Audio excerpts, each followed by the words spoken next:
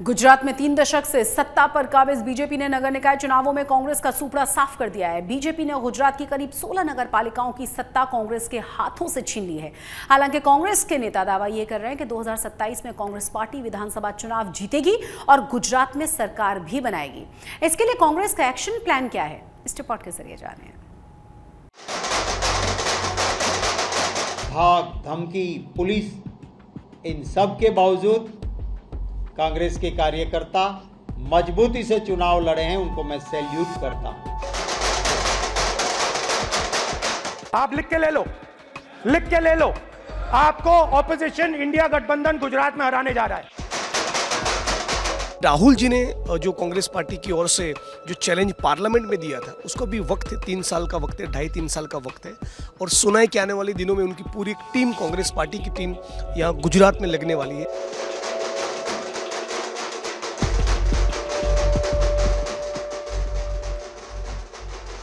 गुजरात के निकाय चुनाव में बीजेपी एक बार फिर विजेता बनकर सामने आई है।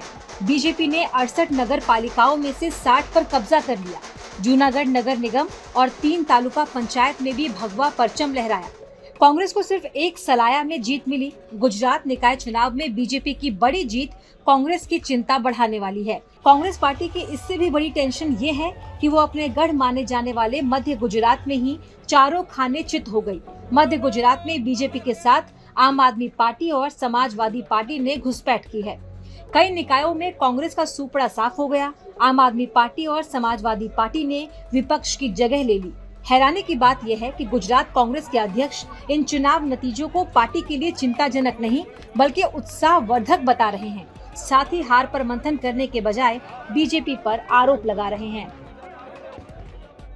यही चुनाव इन्हीं जगहों का 2018 में हुआ था और जब 2018 में यही चुनाव हुआ तब गुजरात में मेरी पार्टी कांग्रेस पार्टी मजबूती के साथ 78 एमएलएज थे।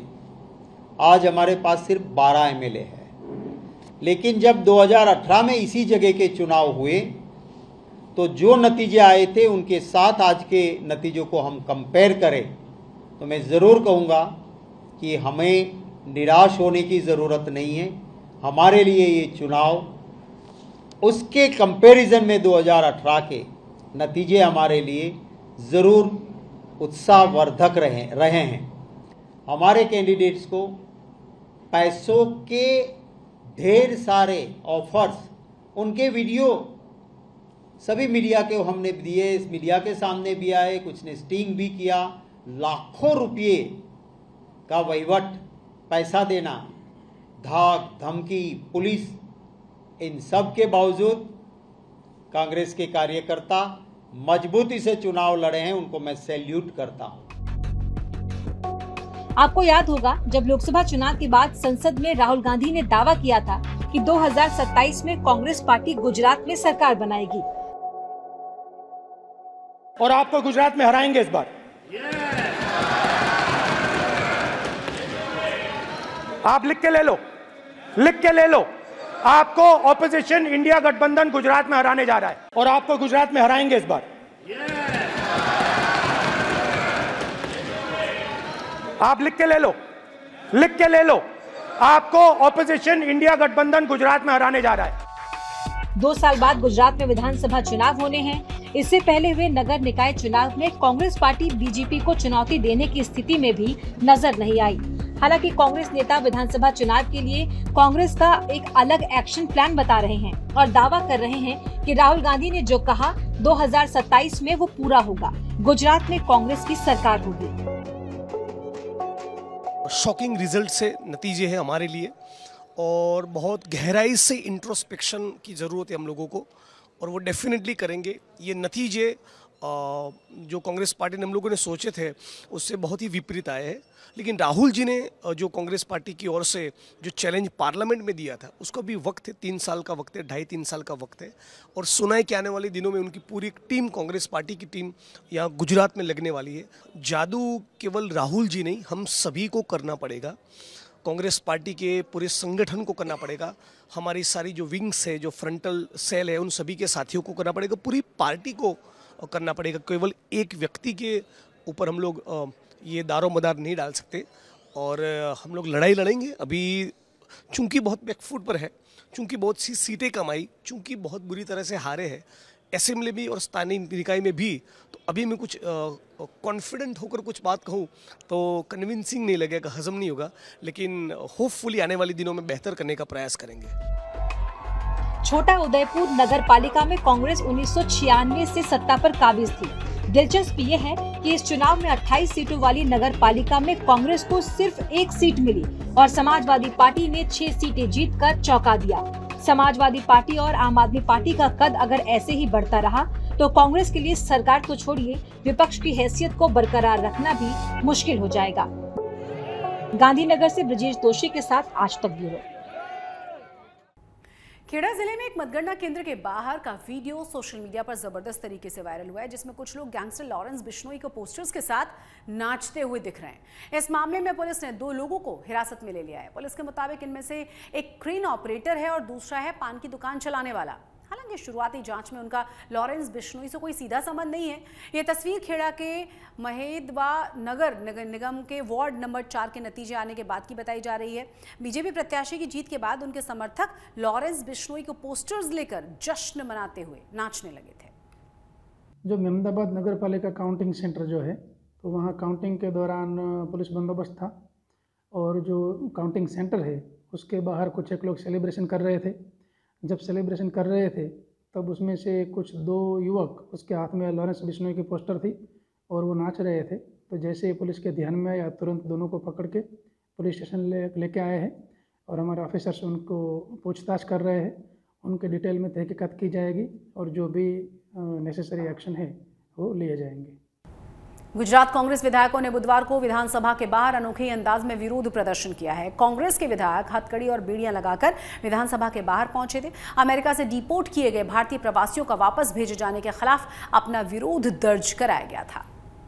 गुजरात विधानसभा के बजट सत्र से पहले कांग्रेस के विधायक जो हैं हाथ में हाथकड़ी पहन के जो हैं वो विरोध कर रहे हैं। जिस तरह से अमेरिका से डिपोर्ट किए गए भारतीयों को भेजा गया हथकड़ी पहना के, वो विरोध कांग्रेस के सारे विधायकों ने किया। भले ही कांग्रेस का संख्या बल विधानसभा में कम हो, पर विरोध करने का तरीका जो है नया है। हमारे साथ कांग्रेस के विधायक हैं, उनसे बात करते हैं। जिग्नेश भाई, आज हथकड़ी पहन के क्यों विरोध किया जा रहा है, क्यों इस तरह का प्रोटेस्ट कांग्रेस कर रही है? अपने आप को विश्व गुरु बनाने वाले नरेंद्र मोदी ने हाउडी मोदी का कार्यक्रम अहमदाबाद में किया और बहुत गले लगाने की कोशिश की डोनाल्ड ट्रंप को, लेकिन डोनाल्ड ट्रंप नरेंद्र मोदी को तो बिल्कुल कंसीडर ही नहीं करते। गुजरात के और भारत के लाखों बेरोजगार लोग जो रोजगार और काम धंधे की तलाश में अमेरिका गए थे, उनके कानूनी कागजातों में कोई दिक्कत हो सकती है, लेकिन उनको जब डिपोर्ट किया तो उनको जलील किया गया। उनको ऐसे हैंडकप करके हथकड़ी पहनाकर उनको वापस गुजरात में और भारत के कोने कोने में लाया गया। लेकिन नरेंद्र मोदी जी तो खामोश है।